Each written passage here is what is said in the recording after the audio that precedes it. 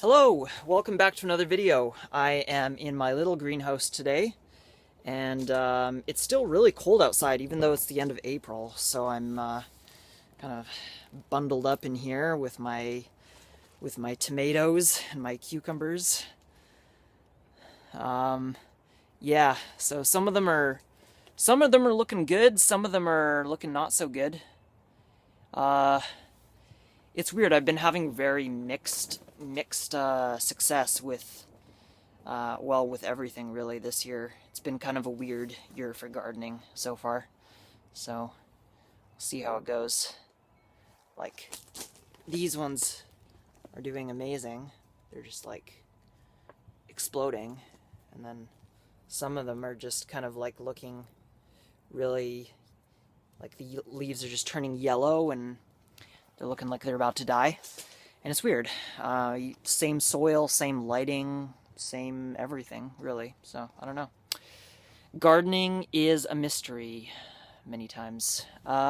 Anyway, in this video, I wanted to talk about 3 things that I've changed in my diet as a raw vegan over the years. I've mentioned before that I've been on the fruit-based path for about 8 or 9 years now. It's been quite a while. And yeah, so I just wanted to talk about like three ways that my diet has changed from like when I started till now. And the first thing is that I eat a lot more greens now. When I first started, I really didn't eat that many greens compared to what I do now, and it's funny, like my perception has changed a lot. Like back then I still like I knew the greens were important, and I was like I thought I was eating a lot of greens. But compared to what I eat now, it was like nothing.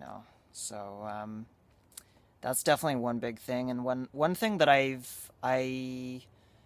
have found that I feel like it makes the diet more sustainable is including more greens. I feel like if I don't eat as many greens and I'm just eating mostly fruit, I don't know, it just feels like there's something missing. I feel like for me, having greens with fruit, it just balances everything out somehow. I don't know.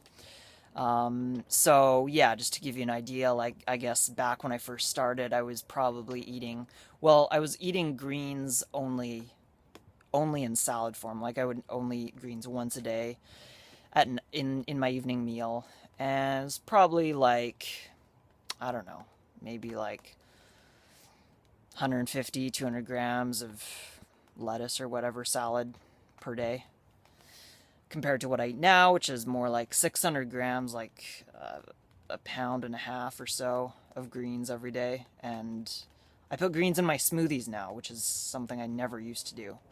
And I enjoy it. It's nice. I like green smoothies, like celery, bananas and celery is amazing. Bananas and lettuce, just whatever. Yeah. So it's the first thing. The second thing that has changed is that I eat a lot more fat now. I'm not afraid of fat. I think at the beginning when I first started being a raw vegan, started on this journey, I got really into I was reading all about how it's so important to be low fat, and I got kind of afraid of fat for a while. I was really like, oh my God, if I shouldn't eat any fat, like, right? It's like just the less the better, right?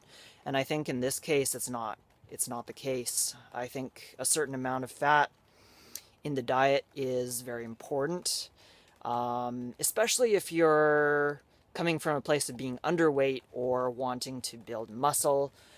But even if not, I think in general, fat a certain amount of fat in the diet is really crucial. It's important for a lot of, hormonal function, just for feeling optimal. I think it's important to have some, like obviously not going crazy with it, but, having a fat intake of around 10%, which, like for someone like me who eats like around 3,000 calories a day, that can easily be like at least an avocado, if not more, and it's fine, So like when I first started, I was like not eating any fats. And after a while, like after several months of doing that, like I definitely did not wasn't feeling that great. And again, just including fat in my diet on a daily basis, just, I don't know.